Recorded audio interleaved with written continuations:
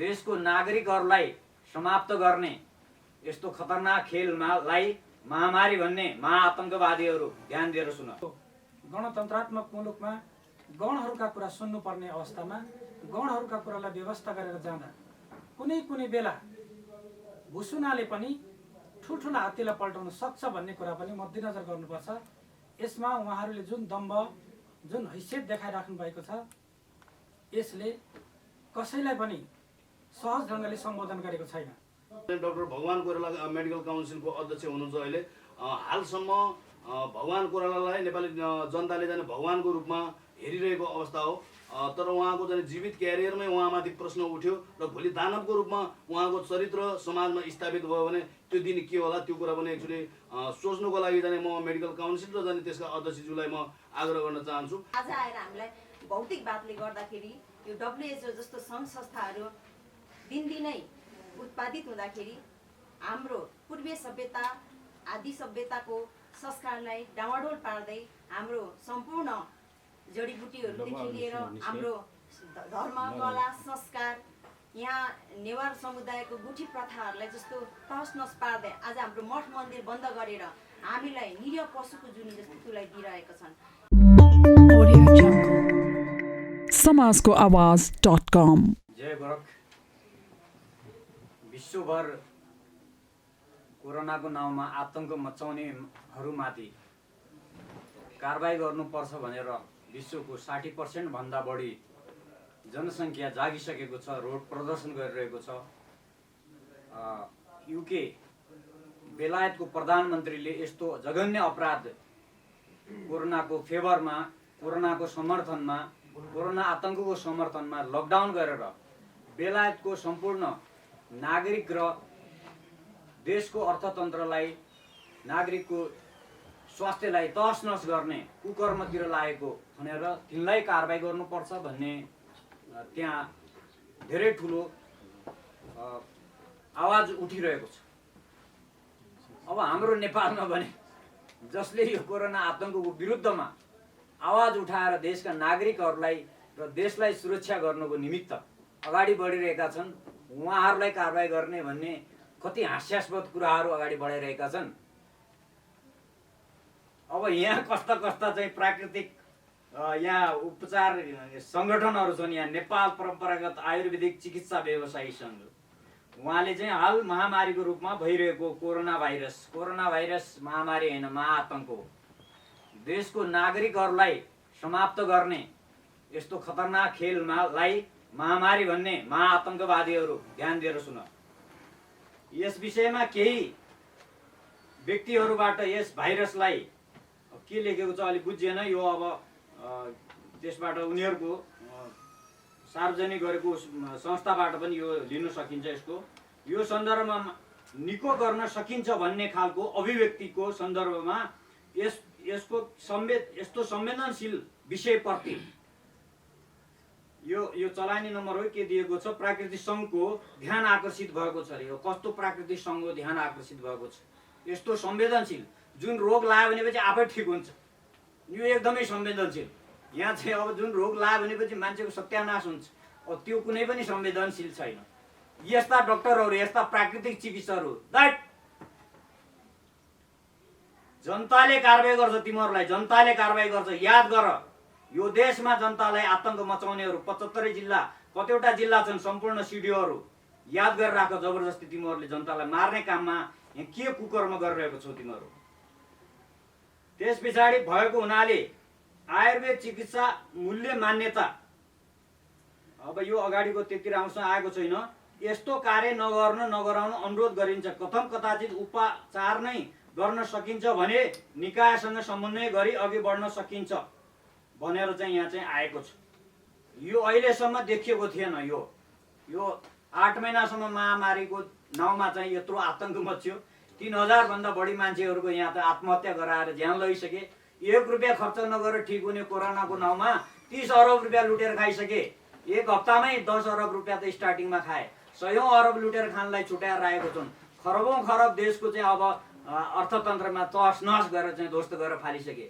सम्पूर्ण नागरिकहरूलाई अब आउने 1-2 महिनामा त यहाँ लाखौं लाख खातका खात मान्छे मार्ने यिनीहरूको चाहिँ योजना चलिरहेको छ। अब यस्तो निरीह बनाएपछि त त्यसै मरिहाल्छ। भनेपछि यिनीहरू आजसम्म बोलेका थिएनन्। बरु कोरोना भन्ने खतरनाक रोग छ भनेर सबलाई आतंकित गर्नुमा चाहिँ यिनीहरू तल्लीन थिए। अब नेपाल आयुर्वेद चिकित्सक सङ्घ, आजसम्म यो आयुर्वेद चिकित्सक सङ्घले एउटा आवाज उठाएन यो महाताङको विरुद्धमा। ओके, यहाँ चाहिँ डक्टरहरू पनि थुप्रै छन्, धेरै पढेका छन् यिनीहरू, 8-10 वर्ष करोडौँ रुपियाँ खर्च गरेर आएका छन्। अब यहाँ प्रकाश गेवाली भन्ने फर्स्ट नाम चाहिँ हो, प्रेसिडेन्ट रहेछन् उहाँ। शङ्कर प्रसाद के पौडेल भन्ने हुनुहुन्छ, के सावित्री शाह, अब त्यस पछाडि यहाँ थुप्रो छन्। यो त अब उनीहरूको चाहिँ लेटर हेडमा चाहिँ दिएको छ। यो चाहिँ अब यसमा उपरोक्त विषयमा हाल देशमा कोभिड-19 को महामारीको अवस्थाको फाइदा लिँदै आयुर्वेद चिकित्सा परिषद नेपालमा चिकित्सकको रूपमा दर्ता नभएका बिपी तिमिल सेना, बद्री गौतम, पूर्ण साई जस्ता केही व्यक्ति वा समूहले आयुर्वेदको चिकित्सक हुँ भनी सर्वसाधारण तथा सञ्चार माध्यमलाई भ्रममा पारी अनुसन्धान नभएका जडीबुटीलाई समेत कोरोनाको औषधि भनी प्रचार तथा आयुर्वेदको सिद्धान्त विपरीतका अभिव्यक्ति दिएकोले जनमानसमा भ्रम सिर्जना भई समग्र आयुर्वेद प्रति नै नकारात्मक अवस्था उत्पन्न भएकोले निजहरूलाई तत्काल कारबाही गरियोस् भनी यस सङ्घ जोडदार माग गर्दछ। साथै यस्ता भ्रममा नपर्नु हुन सर्वसाधारण सञ्चार माध्यम तथा सरकारवारलाई जानकारी गराउँदछन्। हो भयङ्कर ठुलो आयुर्वेद चिकित्सा सङ्घ रहेछ यो। यहाँ हाम्रो चाहिँ अब हाम्रो डाक्टर साहब हुनुहुन्छ बिपी तिमिल सेना, 10औं लाख मान्छेहरूलाई उहाँ ठिक गरिसक्नु भयो। कोरोनाको त 400-500 पेसेन्ट अहिले ठिक गरिसक्नु भयो। उहाँले न कहिले मास्क लगाउनुहुन्छ, अब न त उहाँले चाहिँ पेसेन्टहरूलाई मास्क लगाउन दिनुहुन्छ। यति यहाँ लाइनका लाइन छन्। तर उहाँहरू भनेको कोरोना भनेको चाहिँ अब चाहिँ मान्छे सिद्धिहाल्छ भनेर भन्नुहुन्छ र चाहिँ कोरोनाको यत्रो महाआतङ्कको विरुद्धमा कहिले पनि उहाँहरूले आवाज उठाउनु भएन। अब मेरो तर्फबाट त मैले सधैँ नै कीर्तिपुरको चाहिँ अब आयुर्वेदिक अस्पतालले ठिक गरेर चाहिँ पठाइराखेका छन् भनेर मैले इन्टरभ्यूमा बोलेको छु। नरदेवी जो त अब म जन्मिनुभन्दा अगाडिदेखि चाहिँ यहाँ चाहिँ स्थापित भएको, कति त्यसको चाहिँ हामीले चाहिँ बखान गर्दै हिँड्छौँ, जसले क्यान्सर जस्तो चाहिँ त्यस्तो खतरनाक रोगलाई समेत जडीबुटी खिलाएर ठिक गर्छ भने अब यो कोरोना पाजीलाई अब चाहिँ ठिक गर्ने भनेर यत्रो चाहिँ आतङ्क मचाउँदाखेरि त्यही संस्थाले अब त्यो त्यसका पितृहरूलाई कति चाहिँ अलि तडप भइरहेको होला। माथिबाट उहाँहरूले कसरी चाहिँ आँखाबाट त आँसु बगाएका छन् कि छैनन्, तर त्यो पितृहरू त यहीँ घुमिरहेका हुन्छन् भन्ने सुनेको छु। त्यो त आयुर्वेदमा पनि त्यो कुरा त उल्लेख हुन्छ जस्तो मलाई लाग्छ। अब त्यस पछाडि अब मेरो नाउँमा यो 3टा भइहाल्यो हामीहरूको। बद्री गौतमले पनि भट्टाभट चाहिँ यहाँ चाहिँ ठिक गरेर राखेका छन्। यहाँ त ठिक गर्ने मान्छे भेट्यो भने त सिधाइदिइहाल्छन्। अब यहाँ त चाहिँ मलाई त फर्स्ट नम्बरमा राखेका छन्, म त कुरैबाट ठिक गरिदिइहाल्छु। अब यिनीहरू कुरा सुन्यो भने त मान्छे त्यसै मरिहाल्छन्। कोरोना लाग्यो भनेपछि मान्छे मरिहाल्छ भन्ने यतातिर आतङ्क मचाएर राज्यले चाहिँ अनि त्यहाँबाट गोलीगट्टा ल्याएर भयङ्कर ठुलो आतङ्कवादी जस्तो चाहिँ छोपेर लगेर उहाँ चाहिँ क्वारेन्टाइनमा राखेपछि हस्पिटलमा राखेपछि अब त्यो मान्छे कसरी बच्न सक्छ। त्यसैको प्रचार यिनीहरूले गरिरहेका छन्। आजसम्म यिनीहरूले कहिले पनि विरोध गरेन।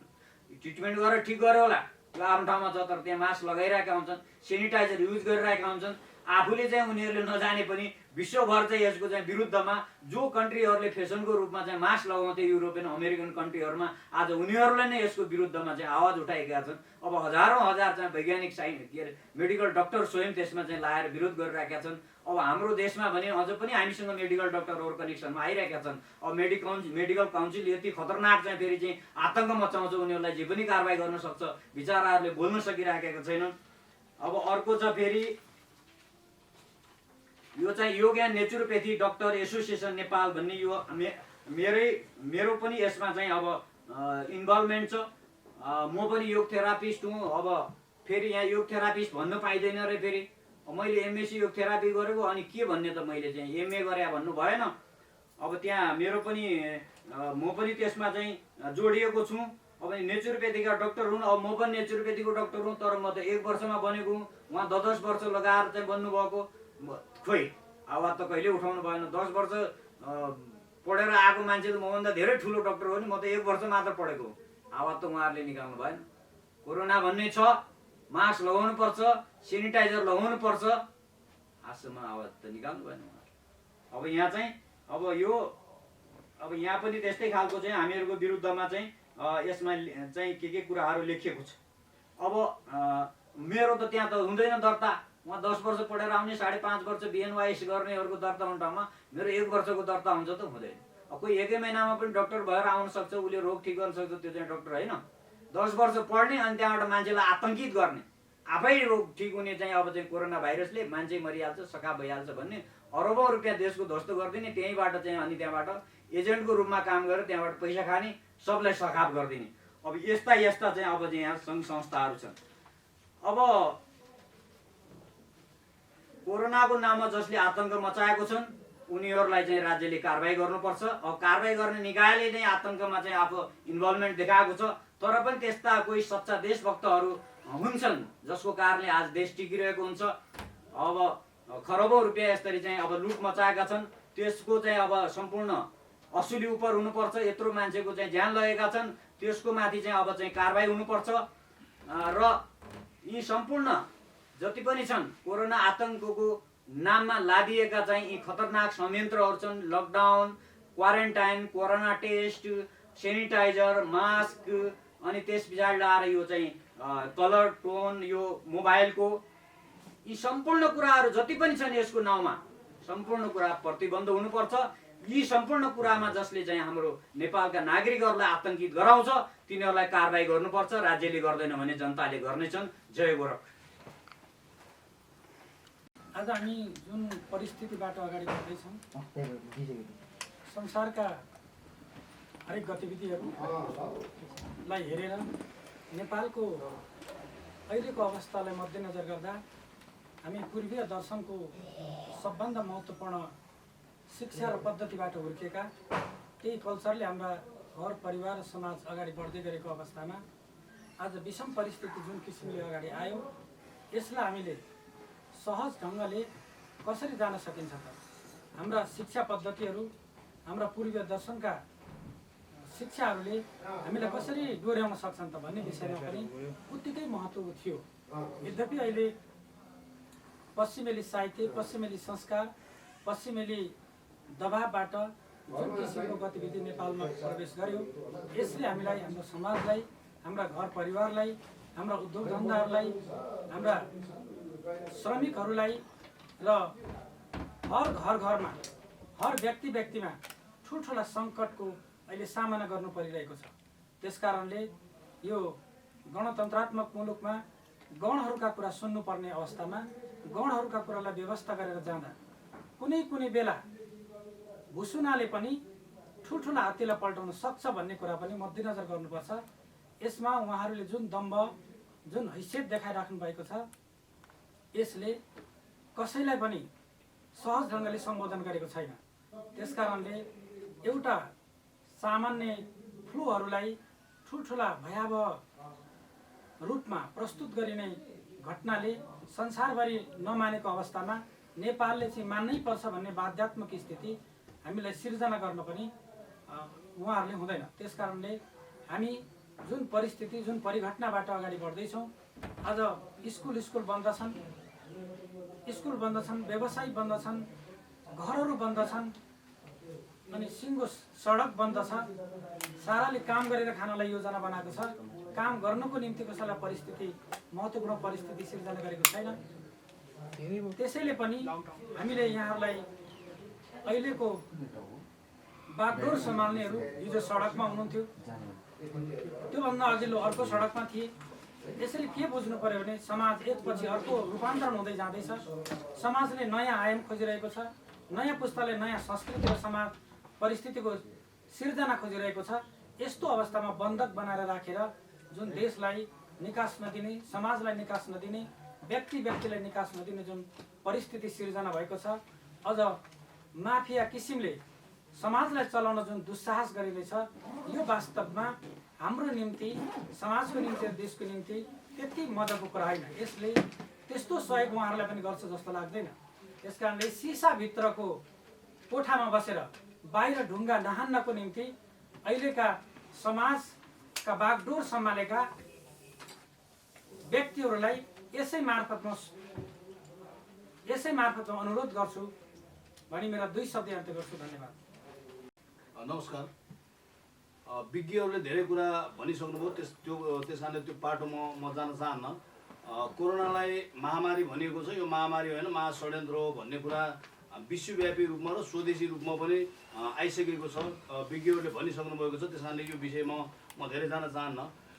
तर अब नेपाल सरकार जो राष्ट्रको चाहिँ जनताको अभिभावक हो, रक्षा गर्नुपर्ने, नेपाल सरकार र नेपाल सरकारको मातहतमा रहेको नेपाल टेलिकम एनटिसी दिनदिनै जाने जुन रिङटोन बजाएर जाने उहाँले चाहिँ आतङ्कित गर्नुभएछ र जाने अरू जाने देशका मूलधारका मिडियाहरू उहाँहरूले घर फर्किसकेका बिरामी भएर बिना औषधि घर फर्केका मान्छेको चर्चा नगर्ने तर चाहिँ नक्कली जाने डाटा जाने जुन सरकारले प्रस्तुत गरिरहेको छ त्यसैलाई बढाइ चढाइ गर्ने काम गर्नुभएको छ र यो महाषड्यन्त्र हो भन्ने कुरा आइसकेको छ र यो बिचमा म 2-3 वटा कुराहरू मात्रै भन्न चाहन्छु। म सबभन्दा पहिलो कुरा नेपाल मेडिकल काउन्सिललाई जाने म अनुरोध गर्न चाहन्छु। आधुनिक चिकित्सा विज्ञान यो विषयलाई आधार मान्दाखेरि कोरोनाको विषयलाई जाने आधार मान्दाखेरि जाने फेल भइसक्यो भन्ने चाहिँ हामीलाई जाने त्यस्तो लाग्छ। गम्भीर प्रश्न चाहिँ आधुनिक चिकित्सा विज्ञानप्रति उठेको छ। अब भावी पुस्ताका लागि जाने अभिभावकले जाने यो चाहिँ विद्यालय चाहिँ पढ्न पठाउने कि नपठाउने भन्ने प्रश्न चाहिँ यहाँ उठेको छ। यो सन्दर्भमा प्रश्न उठिरहेको बेला नेपाल मेडिकल काउन्सिल का अध्यक्ष लगायतको जाने जो मिटिङ बसेको थियो उहाँहरूले चाहिँ यो कोरोनाको विरुद्धमा बोल्नेहरूलाई नामै किटेर जाने केही एउटा विज्ञप्ति पनि आएको छ। उहाँहरूले चाहिँ कारबाही गर्ने सिफारिस चाहिँ गरेको र कारबाही गर्नुपर्छ भनेर सरकारलाई चाहिँ उक्साहट गर्ने काम गरेको पनि हामीले सुन्न पाएका छौँ। र यसमा म के भन्न चाहन्छु भने डाक्टर भगवान कोइराला मेडिकल काउन्सिलको अध्यक्ष हुनुहुन्छ अहिले। हालसम्म भगवान कोइरालालाई नेपाली जनताले जाने भगवानको रूपमा हेरिरहेको अवस्था हो। तर उहाँको चाहिँ जीवित क्यारियरमै उहाँमाथि प्रश्न उठ्यो र भोलि दानवको रूपमा उहाँको चरित्र समाजमा स्थापित भयो भने त्यो दिन के होला त्यो कुरा पनि एक्चुअली सोच्नुको लागि जाने म मेडिकल काउन्सिल र जाने त्यसका अध्यक्षज्यूलाई म आग्रह गर्न चाहन्छु। त्यसैगरी अर्को कुरा म नेपाल आयुर्वेदिक चिकित्सक सङ्घका अध्यक्ष डाक्टर प्रकाश गेवाली जसले चाहिँ नाम किटेर बिपी तिमिल सेना त्यसपछि डाक्टर पूर्ण साई र अर्को एकजना डाक्टर साहबलाई चाहिँ उहाँले कारबाही गर्ने चाहिँ सिफारिस गर्नुभएको छ। म उहाँहरूलाई के भन्न चाहन्छु भने संसारभरि एलोपेथी चाहिँ क्षेत्रका चाहिँ आधुनिक चिकित्सा विज्ञानका डाक्टर साहबहरूले यसको औषधि बनेको छैन। त्यस कारणले चाहिँ यो भान्सामा भएका चाहिँ हाम्रा आयुर्वेदिक चिजहरू सेवन गर्नुहोस् भनेर उहाँहरूले चाहिँ आयुर्वेदको सिफारिस गरिरहनु भएको छ। आधुनिक चिकित्सा विज्ञानले आफूले नसकेर आयुर्वेदको सिफारिस गरिरहेको छ र यो बेला नेपालको आयुर्वेदलाई चाहिँ माथि उठाउने स्वर्ण अवसर चाहिँ भएको बेला उहाँले चाहिँ एलोपेथी चाहिँ विषयलाई सुरक्षा गर्ने किसिमले यसको चाहिँ चेतना फैलाइरहेका आयुर्वेदको चेतना फैलाइरहेका जनतालाई सेवा गरिरहेको जाने मान्छेहरूमाथि जुन विज्ञप्ति निकालेर चाहिँ कारबाहीको सिफारिस गर्नुभएको छ। इतिहासमा यो विषय अङ्कित भएको छ कि आयुर्वेदको उत्थान गर्ने समयमा आयुर्वेदका मान्छेहरूमाथि चाहिँ जुन आक्रमण गर्ने कुरामा चाहिँ तपाईँहरू प्रयोग हुनुभएको छ। यो गम्भीर प्रश्न छ। नेपाली जनताले यसको हिसाब राख्नेछन् र म यसमा चाहिँ यो विषयमा म के भन्न चाहन्छु भने हेर्नुहोस् आज पनि चाहिँ आयुर्वेदको ज्ञान हाम्रो चाहिँ गाउँघरमा चाहिँ सबैतिर चाहिँ छ। धेरै मान्छेहरूले विभिन्न खालको चाहिँ थारू समुदाय मगर समुदायदेखि लिएर विभिन्न समुदायमा चाहिँ त्यो ज्ञान छ र आफ्नो किसिमले चाहिँ उहाँहरूले चाहिँ उपचार पद्धति गरेर आइराख्नु भएको छ र उहाँहरूलाई चाहिँ जसले उपचार गर्छ आयुर्वेदको माध्यमबाट उहाँलाई चाहिँ डाक्टर भनेर भनिन्छ। डाक्टर लिनको लागि जाने तपाईँहरूले चाहिँ विश्वविद्यालयको डिग्री लिनुभएको होला तर जनताको सेवा जसले गरेका छन् उनीहरूलाई चाहिँ जनताले डाक्टर भनिदिएका छन्। जनताभन्दा ठुलो कुनै विश्वविद्यालय पनि हुँदैन, कुनै ठुलो शक्ति पनि हुँदैन। त्यस कारणले जनताका डाक्टरलाई कारबाही गर्ने जो सिफारिस गर्नुभएको छ यो चाहिँ हामीले नोटिसमा लिएका छौँ। तपाईँहरू चाहिँ सच्याउनुहोस् र तपाईँहरूले निकालेको विज्ञप्ति चाहिँ फिर्ता लिनुहोस् र त्यसमाथि क्षमा याचना गर्नुहोस् भन्ने कुरा पनि हामी राख्न चाहन्छौँ। र म अर्को कुरा नेपाली जनतालाई चाहिँ अपिल गर्न चाहन्छु। हेर्नुहोस् धेरै लामो राजनीतिक परिवर्तनहरू भए नेपालमा हाम्रो चाहिँ जुन समृद्धिको चाहना छ त्यो चाहना पुरा हुन सकेन। हामी कहिले कुन पार्टीमा कहिले कुन विचारमा कहिले विभिन्न कुरालाई हामीले चाहिँ अहिलेसम्म परीक्षण गरिसकेको अवस्था हो तर कुनै पनि बाटो देखिएन। त्यस कारण अब जनता समृद्ध बन्ने हो भने जनताले आफै जाने समृद्धि कसरी बनिन्छ भन्ने कुरालाई चाहिँ आफैले खोज्न जरुरी छ। त्यसको लागि चाहिँ म के भन्न चाहन्छु भने 3टा कुरा हामीले चाहिँ यो कोरोनाको आतङ्कपछि यो आतङ्क सिद्धियो भोलि जनजीवन यसै चलिहाल्छ भन्ने कुरा होइन। अब देशले समग्र चाहिँ आफ्नो नीतिको बारेमा चाहिँ समीक्षा गर्नुपर्ने समय आएको छ। हामी चाहिँ गरिबी किन भयौँ, हाम्रा चाहिँ हामीले उत्पादन गरेका डाक्टरहरूले हाम्रो उपचार किन गर्न सकेनन्, हाम्रा चाहिँ टोल टोलमा गल्ली गल्लीमा अरबौँ रुपियाँ लगानी गरेर आएका चाहिँ अस्पताल निजी अस्पतालहरू आज यो सङ्कटमा चाहिँ किन बन्द भयो र चाहिँ हामी चाहिँ प्राकृतिक चिकित्साको भरमा किन पर्नु पर्यो त भन्ने कुरा पनि चाहिँ समीक्षा गर्नुपर्ने अवस्था आएको छ। त्यस कारणले अब देशमा यो कोरोना पछि यो यत्तिकै अवस्थामा जाने जाँदैन। हामीले यो समग्र देशको जाने नीतिलाई जाने समीक्षा गर्नुपर्छ। त्यसको लागि सबैभन्दा पहिला चाहिँ हामीले हाम्रो अर्थनीतिमाथि जाने समीक्षा गर्नुपर्छ र हाम्रो मौलिक अर्थनीति निर्माण गर्न जरुरी छ। हाम्रा प्राकृतिक स्रोत साधनलाई कसरी माथि उठाउने र त्यसबाट चाहिँ आय स्रोत कसरी बढाउने, उद्योग धन्दा कसरी बढाउने भन्ने सन्दर्भमा आधारित अर्थनीति बनाउनुपर्छ। विदेशीले आविष्कार गरेको, उनीहरूले उत्पादन गरेका सामान देशमा ल्याएर जनतालाई बेचेर त्यसबाट राजस्व उठाएर देश चलाउँछु भन्यो भने कहिले पनि जाने गरिबी हट्न सक्दैन। गरिबी हट्नका लागि चाहिँ विदेशीलाई बेच्ने सामान चाहिँ हामीले आविष्कार गर्नुपर्छ। त्यसका लागि मौलिक अर्थतन्त्र बनाउनुपर्छ। यो एउटा कुरा चाहिँ देशले भोलि अँगाल्नुपर्ने विषय हो। अर्को कुरा मौलिक शिक्षा नीति। आज हाम्रा हरेक चाहिँ फर्स्ट डिभिजनका विद्यार्थीहरू किन विदेश गइरहेका छन् भन्दाखेरि जो शिक्षा हामीले अँगालिरहेका छौँ त्यो हाम्रो देशलाई काम लाग्ने शिक्षा थिएन। त्यस कारणले अब हाम्रो देशलाई काम लाग्ने, हाम्रो जडीबुटीलाई चिन्ने, हाम्रो प्राकृतिक स्रोत साधनलाई चिन्ने र त्यसबाट चाहिँ उद्योग स्थापना गर्न सक्ने, रोजगारी सिर्जना गर्न सक्ने अब चाहिँ शिक्षा नीति हामीलाई आवश्यक छ। त्यस कारण त्यो मौलिक शिक्षा नीतिको आवश्यकता छ। अर्को कुरा चाहिँ मौलिक स्वास्थ्य नीति। अघि नै हामीले चाहिँ धेरै कुरा चाहिँ यहाँ डाक्टर साहबहरूले पनि चर्चा गरिसक्नुभयो। फेल भइसक्यो आधुनिक स्वास्थ्य विज्ञान। एउटा चाहिँ गरिब मान्छेले बाँच्दै नपाउने यस्तो चाहिँ शिक्षा स्वास्थ्य नीतिको कामै छैन। योभन्दा एकदमै सहज रूपमा र चाहिँ भरपर्दो र जीवन निर्वाह गरेर जीवन बचाउन सक्ने स्वास्थ्य नीति भनेको चाहिँ हाम्रो चाहिँ आयुर्वेद रहेछ। त्यस कारणले रोगै लाग्न नदिने योग हामीसँग थियो। रोग लागिसक्यो भने त्यसलाई चाहिँ बिना औषधि ठिक पार्न सक्ने प्राकृतिक चिकित्सा विधि चाहिँ विज्ञान, जसको चाहिँ विज्ञको रूपमा चाहिँ हाम्रो डाक्टर पूर्ण साईलाई यहाँनिर देखिरहेका छौँ। त्यो प्राकृतिक चिकित्सा विज्ञान हामीसँग थियो र यदि त्यसले पनि ठिक भएन भने केही औषधि प्रयोग गर्नु पर्यो भने त्यो जडीबुटी आयुर्वेद भन्ने कुरा चाहिँ हाम्रो धर्मग्रन्थदेखि आएको हजारौँ वर्षदेखि चाहिँ ऋषि मुनिले तपस्या गरेर त्यसलाई रिसर्च गरेर चाहिँ आर्जन गरेको त्यो ज्ञान हामीसँग थियो। त्यस कारणले यो प्राकृतिक चिकित्सा पद्धति र चाहिँ आयुर्वेद हामीसँग भइसकेपछि अब यसलाई चाहिँ प्रमोट गरेर जानुपर्छ। यसलाई चाहिँ उत्थान गरेर जानुपर्छ। यसले चाहिँ हाम्रो समग्र चाहिँ स्वास्थ्य अवस्थालाई ठिक पार्न सक्छ र भोलि चाहिँ यो ज्ञान हामीले जो गाउँमा अधुरो आधा चाहिँ ज्ञान छ त्यसलाई पूर्ण रूपले विज्ञबाट राज्यले चाहिँ दिने हो भने यो कुनै पनि अस्पतालको आवश्यकता पर्ने देखिँदैन। त्यस कारणले यो तीनटा कुरा भोलिको दिनमा जानुपर्ने कुराहरू हुन् भन्ने मलाई लाग्छ र यसको लागि हाम्रो चाहिँ पूर्वीय दर्शन यो राज्यले अँगाल्नुपर्छ। अब चाहिँ यो विदेशीले जसले हाम्रो झन्डा ढाल्न खोजेका छन्, यो झन्डा भनेको के रहेछ भने हेर्नु संसारको सबैभन्दा पुरानो झन्डा र सबैभन्दा संसारका सबै देशले सलाम गर्नुपर्ने विज्ञान रहेको चाहिँ यो झन्डालाई चाहिँ जसले ढाल्न खोजेका छन् उनले प्रतिपादन गरेको नीति देश बोकेर चाहिँ यो देशको चाहिँ उत्थान हुन सक्दैन। त्यस कारण यो देशमा जन्मिएको विचार जे हो, यो देशलाई चाहिँ उपयुक्त हुने जो विचार हो त्यो भनेको पूर्वीय दर्शन हो, हाम्रो मौलिक धर्म संस्कृति र हाम्रो ज्ञान परम्परा हो। त्यसलाई चाहिँ अब देशले अङ्गालीतिर जानुपर्छ, म यो अपिल चाहिँ गर्न चाहन्छु। र अब नेपाली दाजुभाइ दिदीबहिनीहरू यो अत्याचार सहेर बस्यौँ भने हामी चाहिँ दास बन्ने निश्चित छ। त्यस कारणले नागरिक बन्ने हो भने सडकमा आउन तयार हुनुहोस्। म यति मात्रै अपिल गर्न चाहन्छु। नमस्कार, म मनता राई, म नेचुरोप्याथी सेन्टरबाट आएको हुँ र हामीसँग एउटा सानो नेचुरोप्याथीको उपचार पद्धति केन्द्र छ। त्यहाँबाट हामीले विभिन्न किसिमको उपचारहरू गरिरहेका छौँ। त्यस उपचार केन्द्रबाट डाक्टर पूर्ण साईको अभियानमा म पनि लागिरहेको छु। सर्वप्रथम यहाँहरूलाई म नमस्कार गर्दै के भन्न चाहन्छु भने विश्वको मानव तथा प्राणीको रक्षा गरौँ, वनस्पति जगतको रक्षा गरौँ र अहिले हाम्रो यो जति पनि आयुर्वेदहरू भनेको आध्यात्म संसारको एउटा एउटा सूक्ष्म पार्ट हो। त्यसभित्र नेचुरोप्याथ पनि पर्दछ र नेचुरोप्याथ भनेको go to the back nature, प्रकृतिको बाटो जाउँ भनेको हो। र जसले बिरामीलाई निको पार्दछ त्यसलाई हाम्रो पूर्वीय सभ्यतामा कहिले पनि डक्टर थिएन। त्यो बेलामा हाम्रो वैज्ञानिक हाम्रो पिता पुर्खाहरूले त्यो बेलामा डक्टर भन्ने पद्धति पनि अपनाएको थिएन। तर आज आएर हामीलाई भौतिकवादले गर्दाखेरि यो WHO जस्तो सङ्घ संस्थाहरू दिनदिनै उत्पादित हुँदाखेरि हाम्रो पूर्वीय सभ्यता आदि सभ्यताको संस्कारलाई डामाडोल पार्दै हाम्रो सम्पूर्ण जडीबुटीहरूदेखि लिएर हाम्रो धर्म, कला, संस्कार, यहाँ नेवार समुदायको गुठी प्रथाहरूलाई जस्तो तहसनस पार्दै आज हाम्रो मठ मन्दिर बन्द गरेर हामीलाई निरीह पशुको जुनी जस्तो तुल्याइदिइरहेका छन्। यसभित्र हाम्रो एलोप्याथीको जननी आयुर्वेद हो। आयुर्वेदका हाम्रा जो जति पनि डक्टर, वैद्य, कविराजहरू हुनुहुन्छ उहाँहरूले गर्नुपर्ने भनेको निस्वार्थ भावनाले कसैले दिन सक्छन्, कसैले दिन सक्दैनन्। त्यसलाई औषधि मूल्य बनाएर घरभित्र विभिन्न भएका मसला, बेसारहरू जस्ता त्यस्तोबाट उत्पादित औषधिको चूर्णहरू नै बेच्ने हुन् आयुर्वेद पद्धतिले।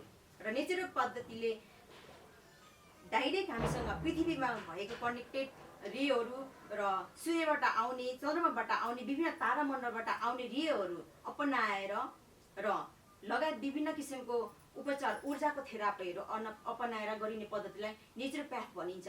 त्यसमा डाक्टर पूर्ण साईले त कुनै पनि काम बिगार्नु भएको छैन। अहिले त सबै भलाइको काम, नागरिकको काम, 3 करोड नेपालीको रक्षाको काम गरिराख्नु भएको छ र विश्व मानव सभ्यताको काम गरिराख्नु भएको छ। मैले त केही पनि त्यस्तो काम बिगारेको जस्तो लाग्दैन। तर यहाँ आएर तोकिएर 3 जना व्यक्तिलाई विभिन्न प्रेस विज्ञप्ति निकालेर चाहिँ कानुनी रूपमा कारबाही होस् भनेर माग गर्ने यी पशु बुद्धि भएका, जसलाई बल र बुद्धि मात्र प्रयोग गरेर एउटा मानव प्रकृतिको रक्षा गर्नुको सट्टा उहाँहरूले चाहिँ षड्यन्त्र गरिरहनु भएको यो कोरोना भाइरसको विरोध गर्नुको सट्टामा उहाँहरूले यो मास्क, सेनिटाइजर जस्तोलाई अपनाएर विभिन्न समाजमा सन्तास फैलिरहनु भएको छ। र हाम्रा यहाँ समाजशास्त्री, मैले देखेको आफ्नो विश्लेषणबाट देखेको समाजशास्त्री भरत दाल सरले भन्नुभएको विभिन्न मागहरू राख्नु भएको छ। उहाँहरूको माग सत्य तथ्य हो। त्यस्तै गरेर राष्ट्रिय अभियानकर्ता सुरजित दत्तले आफ्नो तथ्यहरू लिएर भन्नुभएको सत्य तथ्य हो। र यहाँ हाम्रो शिक्षाविद पढ्न साई हुनुहुन्छ, उहाँले जति पनि आफ्नो विद्यार्थीहरूलाई केलाएर, आफ्नो फलोअरहरूलाई केलाएर भन्नुभएको कुराहरू सत्य तथ्य हो। र यहाँ हाम्रो डाक्टर पूर्ण साईले नेचुरोप्याथलाई अँगाल्नु भएको कुराहरू यो सत्य तथ्य छ।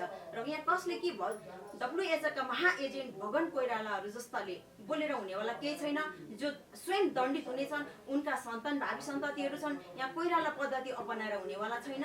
हामीले नेपालको पूर्वीय सभ्यताको सम्पूर्ण पद्धतिहरूलाई अपनाउनै नै पर्छ भन्ने म यो विनम्र अनुरोध गर्छु सम्पूर्ण मानवहरूलाई। र यहाँ हाम्रो खोजी मौलिकताको अभियानकर्ता उहाँ राजनीतिको माध्यमबाट आउनुभएको, उहाँलाई सबै कुरा यथार्थ थाहा भइसकेको छ। उहाँले पनि यही सन्दर्भलाई नै अपनाउन सक्नु भएको छ र यही कुराहरूलाई नै विषयलाई उठाएर अगाडि बढिराख्नु भएको छ। र म भन्छु कि हामीले जडमा जाउँ, बुद्धि र बल प्रयोग गरेर अगाडि नबढौँ।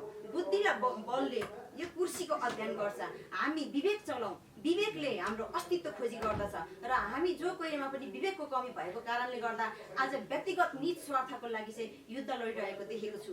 र म यही भन्दछु कि सम्पूर्ण मानव जगत एक हौँ। हामी जातीय र धार्मिक सम्प्रदायको र आन्तरिक द्वन्द्वहरू नगरौँ। यहाँ सबैलाई स्वार्थ भनेको लाउन र खानको लागि गरिरहेको छौँ। हामी लाउन र खाना भनेको सूर्य र चन्द्रमाको एउटा शक्तिले पनि, त्यो ऊर्जाले पनि बाँच्न सक्छौँ।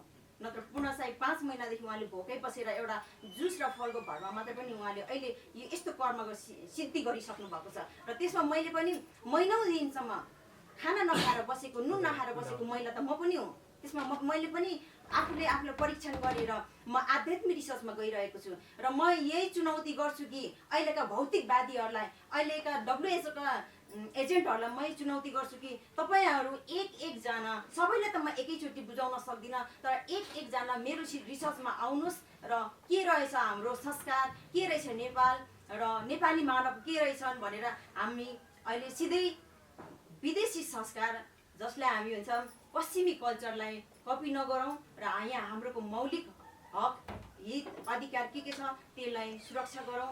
यति भन्दै मेरो थोरै भने बन्द गर्छु। धन्यवाद। समाजको आवाज.com